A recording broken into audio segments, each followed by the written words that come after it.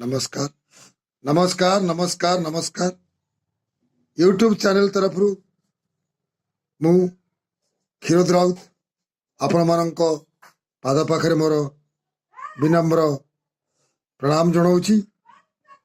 आपण माने हीन दरिद्र निराश्रय को आशीर्वाद करंतु, शुभेच्छा दिंतु एवं टिके टिके मो चैनल को सब्सक्राइब करंतु, लाइक करंतु, शेयर करंतु। मोर आपण मानकु अनुरोध, आज आपण मानकर शुभ ये दिनटी शुभ मंगलमय हो। आपण माने दीर्घजीवी हुंतु, ईश्वर आपण को दया करंतु, ईश्वरंकर अपार आशीर्वाद आपण को मिलू। मोर यूट्यूब चैनल रो दर्शक मानकु मोर नमस्कार। आउ आपण मानकर सर्व मंगलमय हो, ईश्वर आपणकर मंगल करंतु एवं आपण मानकर शुभेच्छा आशीर्वाद सदिच्छा मो पर रही था। टिके टिके मो चैनल को सब्सक्राइब लाइक शेयर करंतु। कौन बा मो अज्ञानी मूर्ख आपण मानकु कहबी, आज किछि धर्मर कथा नहीं करी आसीछि। जो धर्मर कथा मालिका भागवत वर्तमान ये प्रकृतिर विडंबना एवं लोकमानंकर चलणी आरि उपर किछि मु आलोचना करिबी। मालिका स्वर्गत अच्युतानंद दासंक लिखित पंच महापुरुष स्वर्गत मध्य अन्यतम होउछन श्रीयुक्त स्वर्गत अच्युतानंद दास। जो मालिका से लिखिछंती, जो ठार से मारी जाइछंती, ता आज अक्षर अक्षर पालन हेउछि। मालिका बचन एत होइबटी सत, कहुछि मुठार देई मो नाम अच्युत। कली जुगे ज्ञान ताई ज्ञान को हारिबे, अल्पायु से प्राणी माने जीवन हारिबे। नाना रोग मानसीना आसीबटी पूर्ण, सेतकु औषध नाही शुणटी सुज्ञान। एणु अच्युतानंद दासंकर मालिका अक्षर अक्षर पालन होउछि, सत्य होउछि एवं अच्युतानंद को लेखा यही काटी पारिब ना। भागवत रे स्वर्गत जगन्नाथ दास से भी जा लिखि जाइछंती कर्म विषय। कर्म मनुष्य जेतेबेले कर्म करुछि, तार भल कर्म कि मंद कर्म सेतेबेले से विचार करि पारु नै, सेतेबेले से विवेक को खटै पारु नै। किंतु जेतेबेले भोगुछि एटा मोर कर्म रे थिला, तेणु सेतेबेले उद्धव को भगवान कहिसंती, आपणा कला कर्म मान बेलु होइब सावधान। उद्धव सुण मोर गीर, मुठे तो प्राण ठाकुर। तेणु कर्म प्रथमे, कर्म को आग करिसंती ईश्वर। जगन्नाथ दास कर्म को बड़ करिसंती, अच्युतानंद दास कर्म को बड़ करिसंती। मालिका कर्म कथा कहिछि एवं भागवत भी से कर्म कथा कहिछि। को कर्म कले मनुष्य बंचिबो, समाज रहिबो एवं मनुष्यर परिवार बढ़िबो। तेणु आमे समस्त हमर सुविधा पाई, हमर सुख स्वाच्छंद पाई, आम मानकर प्रतिपत्ति पाई आम माने कर्म कौन करुचे तार कौन विचार करूने, तार कौन पर्यालोचना करूने, तार कौन भेदभाव देखुने। केवल आमे कर्म करि चलीचे, से कर्म कौन भल कि मंद ताकू भी आमे पर्यालोचना करूने, ताकू आमे देखुने। तेणु आमे से कर्म भितर विकर्म करुचे, अपकर्म करुचे, कुकर्म करुचे, जो गुड़ाक प्रतिक्रिया है आमरी मानक पाखु फेरुछि। तेणु मनीष पाई कौन कले, मनीष निज पाई, निज परिवार पाई, ये समाज पाई कौन कले से बढ़िबो, से बंचिबो, ये समाज रहिबो, ये समाज अग्रगति हेबो, प्रकृति नियंत्रणाधीन हेबो। से कथा पाई कहार माने से कथा पाई कहार चिंता भी नाही। समस्ते वर्तमान से गोटे डंगारे बसिचंती। देखंतु प्रकृतिर की विडंबना, देखंतु मार्गशीर मासरे बात्या, ଗୋଟାଏ ପରେ ସମୁଦ୍ର ଅଶାନ୍ତ, ସମୁଦ୍ର ଏତେ ଅଶାନ୍ତ ହେଉଛି ଯେ ଗୋଟାଏ ଗୋଟାଏ ଲଘୁଚାପ ସୃଷ୍ଟି ହେଉଛି, ବାତ୍ୟା ସୃଷ୍ଟି ହେଉଛି, ଲୋକମାନଙ୍କର ଧନ ଜୀବନ ନଷ୍ଟ ହେଉଛି ଏବଂ ଫସଲ ନଷ୍ଟ ହେଉଛି। ଯୋଉଠି ଫସଲ ଆଜି ଆକାଶ ଛୁଆଁ ଦରରେ ପହଞ୍ଚିଛି, ଯାହାକୁ ଗୋଟେ ସାଧାରଣ ଲୋକ, ଗୋଟେ ମଧ୍ୟବିତ୍ତ ପରିବାର, ଗୋଟେ ଚାଷୀଟିଏ ଯୋଉ ପରିବାକୁ ଖାଇ ଫୋପାଡ଼େ, ତାକୁ ବି ସେ ପାଇପାରୁନି। ଆଜିକାଲି 100 ଟଙ୍କାରେ ପରିବା କିଲେ ମିଳୁନାହିଁ। କଣ କରିବା? ବଞ୍ଚିବା କେମିତି? ଟଙ୍କାକୁ ଚୋବେଇବା? ଆମେମାନେ ଆମମାନଙ୍କର ଜୀବନ ଧାରଣ କରିବା କେମିତି? ବସୁଧା ସବୁ ଦିଏ, ମାଟି ମା ସବୁ ଦିଏ। ବସୁଧା ଆଜି ଦେଖ କେମିତି ପ୍ରକୃତିରେ ନିୟନ୍ତ୍ରଣାଧୀନ ହୋଇ ମଣିଷ କେମିତି ଭୋଗୁଛି ଏବଂ ବସୁଧା ତାର ଫସଲ ଠିକ ଭାବେ ଆମକୁ ଦେଇପାରୁନାହିଁ।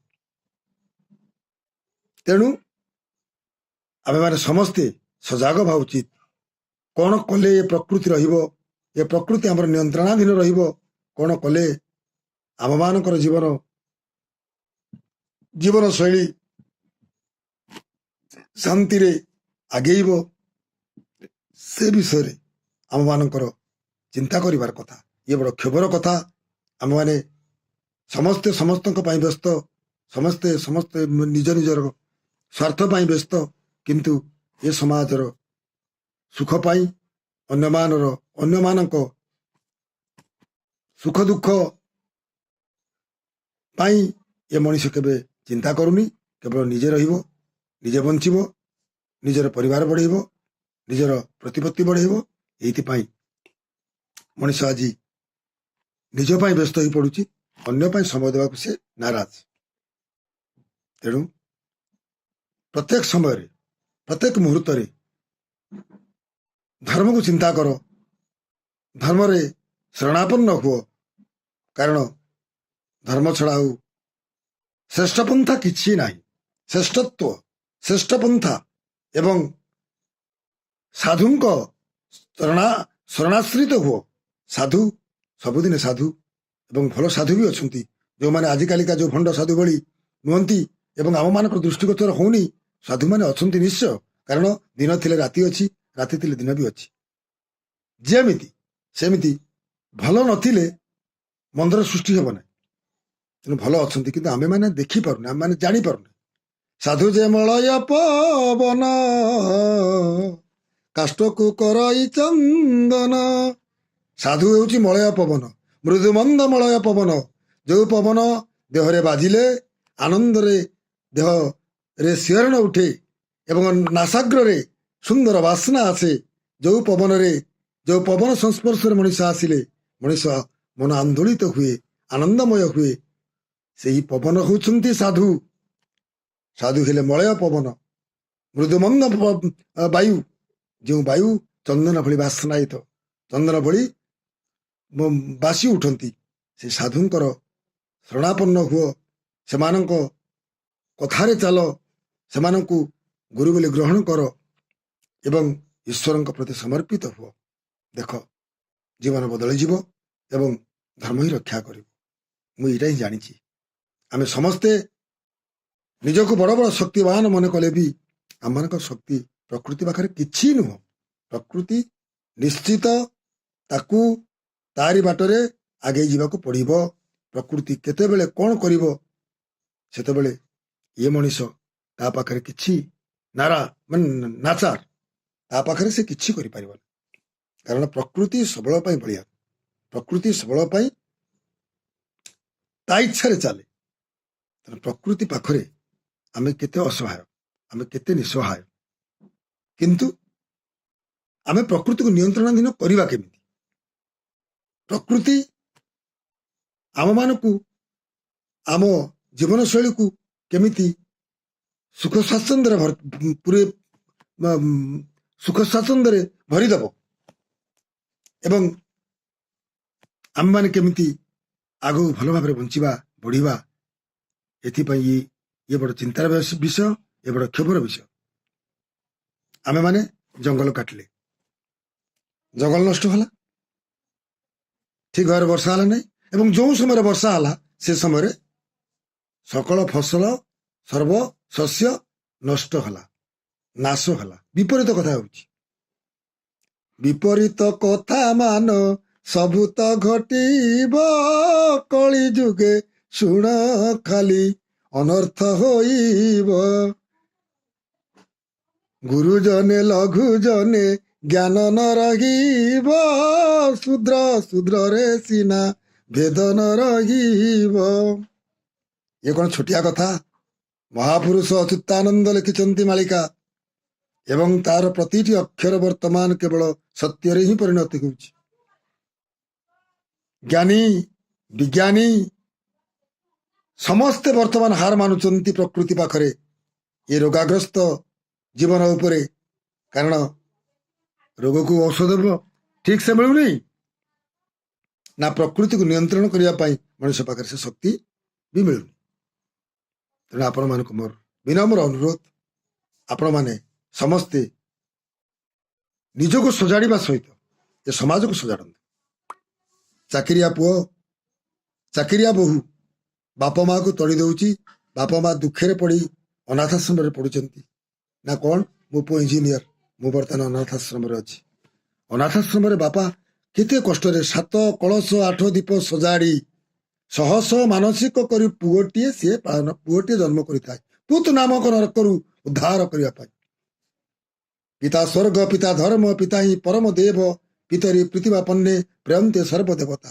ଆଜି ପିତା ମାତା ବାପା ମା ଆଜି କି କଷ୍ଟ ପାଉଛନ୍ତି ଅନାଥାଶ୍ରମରେ, ବୃଦ୍ଧାଶ୍ରମରେ ରହି, ଜରା ଶ୍ରମରେ ରହିକିରି। ଦେଖିଲା ବେଳକୁ ପୁଅ ମାନେ ଚିକେନ ମଟନ ଭାସୁଛି, କିନ୍ତୁ ବାପା ମା ଖାଇବା ଗୁଣ୍ଡେ ପାଉନାହାନ୍ତି। କେତେ କଷ୍ଟରେ ପୁଅଟିଏ ପାଳନ୍ତି, କେତେ ମାର କଷ୍ଟ ବାପାର କଷ୍ଟ କୌଣସି ପୁଅ ସୁଝି ନାହାନ୍ତି। ପିତା ମାତା ଠାରୁ ବଡ ଅଛି କେ ସଂସାରେ, ସେ ମୋର ବଡ ଠାକୁର ପ୍ରଣାମ ତାହାରେ। ପିତା ମାତା ହେଉଛନ୍ତି ଚଳନ୍ତି ଦେବତା, ସେମାନଙ୍କର ସମ୍ମାନ କର, ସେମାନଙ୍କର ଜୟଗାନ କର, ସେମାନଙ୍କର ସେବା ଶୁଶ୍ରୂଷା କର, କାରଣ ବୃଦ୍ଧ କାଳେ ସେମାନଙ୍କର ଆଶ୍ରା ପୁଅମାନେ ହିଁ ହୁଅନ୍ତି। ପୁଅର ନିଜ ସ୍ତ୍ରୀ ସେ ତଦନୁରୂପ ସ୍ୱାମୀକୁ ଅନୁକରଣ କରି ବୃଦ୍ଧ ପିତା ମାତାଙ୍କର ସେବା କରିବା ଉଚିତ, ସେମାନଙ୍କର ମନ ଚାହିଁ ଖାଦ୍ୟ ଗଣ୍ଡା ଦେବା ଉଚିତ।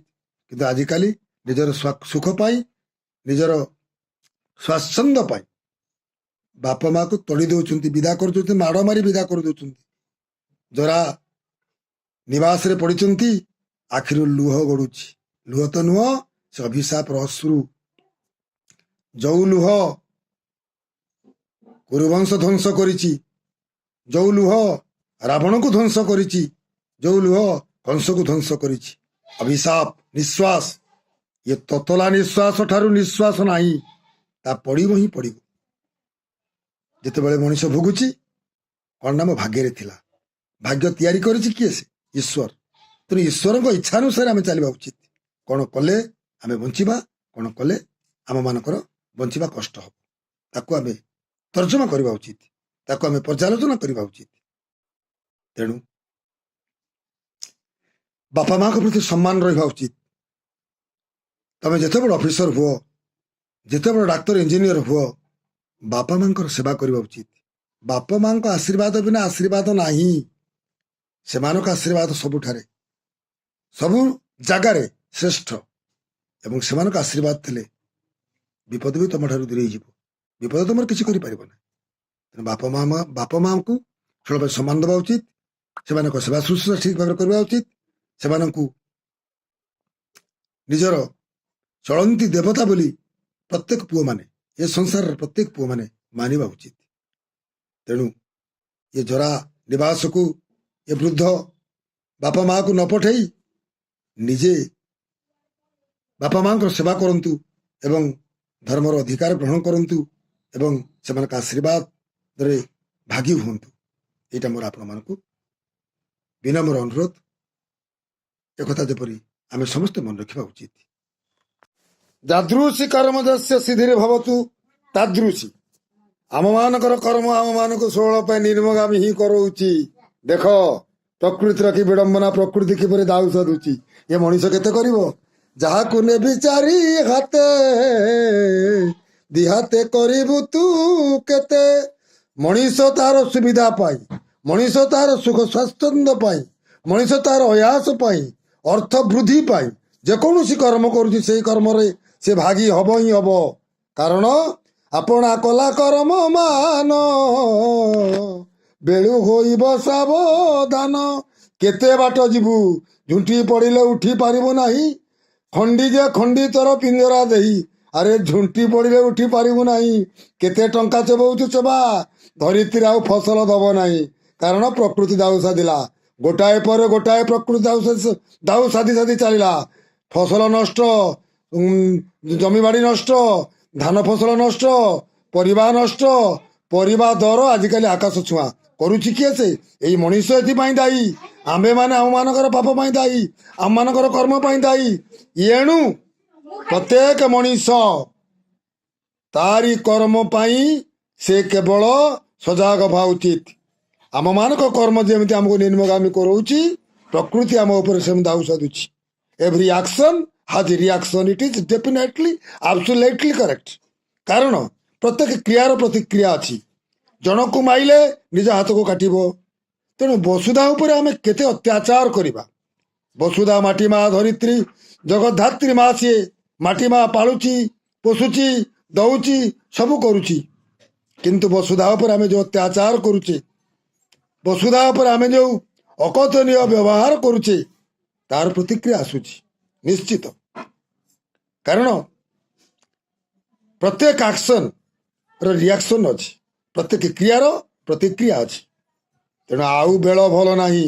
ନିଶ୍ଚୟ ଭାବରେ ମୁଁ କହୁଛି, ଇଏ ମଣିଷ ହାରିଯିବ, ହାରୁଛି ନିଶ୍ଚିତ। କାରଣ ପ୍ରକୃତି ପାଖରେ ସେ ବାରମ୍ବାର ଅଣ୍ଟା ନଇଁବ ହିଁ ନଇଁବ, ମୁଣ୍ଡ ନୁଆଁଇବ ହିଁ ନୁଆଁଇବ। କାରଣ ପ୍ରକୃତି ଷୋଳ ପାଇଁ ବଡ଼ ବଳିୟାନ। ତେଣୁ ପ୍ରକୃତି ପାଖରେ କେହି ଜିତି ପାରିନି, ନା ତିଷ୍ଠି ପାରିନି, ନା ତିଷ୍ଠିବ। ଦେଖ, ବାତ୍ୟା, ମରୁଡ଼ି, ଝଡ଼ ଏବଂ ରୋଗ, ନାନା ମହାମାରୀ, କେତେ ପ୍ରକାର ଜିନିଷ ଆସୁଛି, କେତେ ପ୍ରକାର ଅସୁବିଧା ବିପଦ ଘନେଇ ଆସୁଛି। ତଥାପି ମଣିଷ ଚେତୁନି, ତଥାପି ମଣିଷ ସେଇ ଉତ୍ପାତ କରୁଛି। ତଥାପି ଭାଇ ଭାଇରେ ଅଶାନ୍ତି, ବାପା ପୁଅରେ ଅଶାନ୍ତି, ମା ଝିଅରେ ଅଶାନ୍ତି, ଭାଇ ଭଉଣୀରେ ଅଶାନ୍ତି, ପରିବାର ସଜାଡ଼ି ପାରୁନେ। ଆମେ ଆମମାନଙ୍କର ପରିବାର ସଜାଡ଼ି ପାରୁନେ। ପରିବାରଟିଏ ଷୋଳ ପାଇଁ ଅଶାନ୍ତି, ଦୁଃଖ ଜର୍ଜରିତ, ରୋଗାଗ୍ରସ୍ତ, ଆର୍ଥିକ ଭାବ, କାହା ପାଖରେ ଅର୍ଥ ରହିଲେ ଆଉ କାହା ପାଖରେ ଅର୍ଥ ନାହିଁ। ସମସ୍ତେ ହାହନ କୋଉଠି ହାହନ ଚିତ୍କାର, କୋଉଠି ଅଶାନ୍ତିର ଚିତ୍କାର, ସବୁଠି କେବଳ ବିକାରଗ୍ରସ୍ତ ମନ, ରୋଗାଗ୍ରସ୍ତ, ବ୍ୟାକୁଳତା। ଆଉ ସବୁବେଳ ପାଇଁ ମଣିଷ ତ୍ରାହି ତ୍ରାହି ଡାକୁଛି। ଏବଂ ଆଗକୁ ଆହୁରି ଅସୁବିଧା ହେବ, ଆଗକୁ ଆହୁରି ଅସୁବିଧା। ଆଉ ବେଳ ଭଲ ନାହିଁ, ସମୟ ଆସିଗଲା। କାରଣ ଅଚ୍ୟୁତାନନ୍ଦଙ୍କ ମାଳିକା କେବେ ମିଛ ହୋଇନାହିଁ। ଅଚ୍ୟୁତାନନ୍ଦ ମାଳିକା ଯାହା କହିଛି ତାହା ହିଁ ଘଟୁଛି। ସର୍ବେ ହୋଇବେ ଅଳ୍ପାୟୁଷ,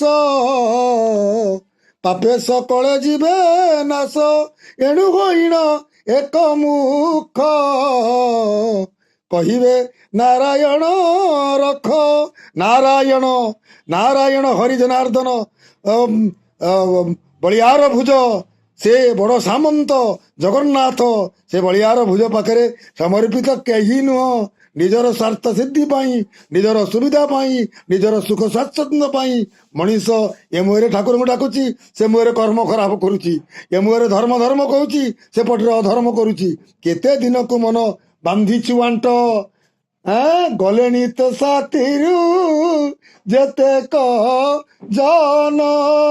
ଗଣ୍ଠିରେ ବାନ୍ଧି ନେଲେ କେତେ ଧନରେ, କେତେ ଧନ। ବାପା, ଇଏ ଧରିତ୍ରୀ ପଡ଼ିଛି, ଏ ମାଟି ପଡ଼ିଛି। ସିଏ କହୁଛି ଏ ମାଟି ମୋର, ଇଏ କହୁଛି ସେ ଜମି ମୋର, ଇଏ କହୁଛି ସେ ଜାଗା ମୋର। ମଲା ବେଳକୁ ଛଖଣ୍ଡି କାଠ ହେବ ତୋ ପାଇଁ ଲୋଡ଼ା। ଘଟ ଛୁଟିଲେ ତୋତେ ବୁଲି ବୁଲିବେ ଭୂତ। କିଛି ନାହିଁ, ଶୂନ୍ୟକୁ ହାତ ଝୁଲିଛି। 6 ଖଣ୍ଡ କାଠର ସବାରି, ତାକୁ ରାମ ନାମ ସତ୍ୟ ହେ, ହରିନାମ ସତ୍ୟ ହେ କହି ନିଆଁ ପାଖରେ ଶୁଆଇ ଦେଉଛନ୍ତି। ନିଆଁରେ ଜଳି ଯାଉଛି ହାଡ଼, ମାଂସ, ଚର୍ବି, ମେଦ ସବୁ ଜଳି ଯାଉଛି, କିଛି ରହୁନାହିଁ। କାରଣ ମାଟି ଘଟ, ଇଏ ଯିବ ଯିବ। କାହିଁକି ଆଣ୍ଟ, କାହିଁକି ଗର୍ବ, କାହିଁକି ଉତ୍ପାତ, କାହିଁକି ଅକର୍ମ, କାହିଁକି ଅଧର୍ମ?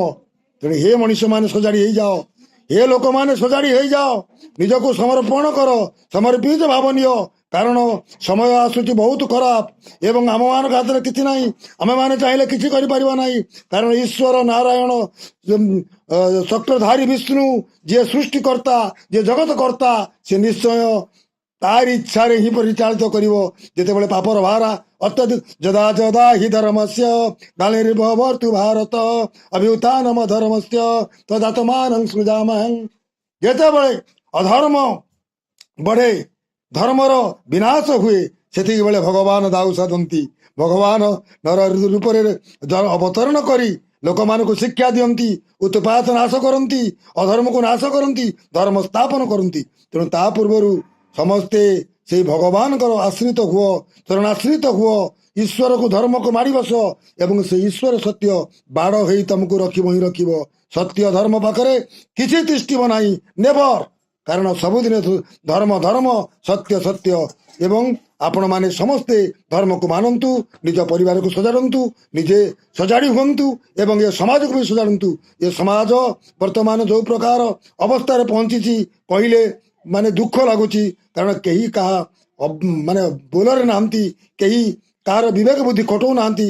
ସମସ୍ତେ ସମସ୍ତଙ୍କର ସୁବିଧା ପାଇଁ, ନିଜର ଅୟସ ପାଇଁ, ନିଜର ଟଙ୍କା ବୃଦ୍ଧି କରିବା ପାଇଁ, ନିଜେ ଧନୀ ହେବା ପାଇଁ କି ପ୍ରକାର କର୍ମରେ ଲିପ୍ତ ରହୁଛନ୍ତି ତାହାକୁ ମାନେ ବର୍ଣ୍ଣନା ବି କରିହେବନି ଭାଷାରେ। କାରଣ ସମସ୍ତେ ସମସ୍ତଙ୍କର ସୁବିଧା ପାଇଁ ମଣିଷ ଆଗେଇ ଚାଲିଛି। କିନ୍ତୁ ଦେଖ, ଭଗବାନ ଶକ୍ତି, ଭଗବାନଙ୍କ ଶକ୍ତି, ଈଶ୍ୱରଙ୍କ ନିୟତିର ଗତି ବଡ଼ ବିଚିତ୍ର। ସମସ୍ତଙ୍କୁ ଦିନେ ନା ଦିନେ ସେ ଈଶ୍ୱରକୁ ମାନିବାକୁ ପଡ଼ିବ, ତାର ଶକ୍ତିକୁ ମାନିବାକୁ ପଡ଼ିବ। କାରଣ ଈଶ୍ୱରଙ୍କ ଶକ୍ତି ଏବଂ ଈଶ୍ୱର ଦୈବୀ ଶକ୍ତି ପାଖରେ ଏ ମଣିଷ କିଛି ନୁହଁ। ମଣିଷର କ'ଣ ଶକ୍ତି ଅଛି? ଗର୍ବ ଅହଙ୍କାର କରୁଛି, ଟଙ୍କା ଦେଖିକିରି ଲୋଭ କରୁଛି, ଟଙ୍କା ରଖିକିରି ସେ ବଡ଼ ବୋଲଉଛି, ବଳତି ଦେଖଉଛି, କିନ୍ତୁ କିଛି ହବ ନାହିଁ। ଈଶ୍ୱର ସବୁବେଳେ ବଡ଼, ଧର୍ମ ସବୁବେଳେ ସତ୍ୟ, ଧର୍ମ ଈଶ୍ୱର ସବୁବେଳେ ଅଛି, ରହିଛି, ରହିବ। ଏଣୁ ଆପଣମାନେ ସଜାଡ଼ି ହେଇଯାଆନ୍ତୁ, ନିଜକୁ ସଜାଡ଼ନ୍ତୁ, ସମାଜକୁ ସଜାଡ଼ନ୍ତୁ ଏବଂ ନିଜ ପରିବାରକୁ ସଜାଡ଼ନ୍ତୁ।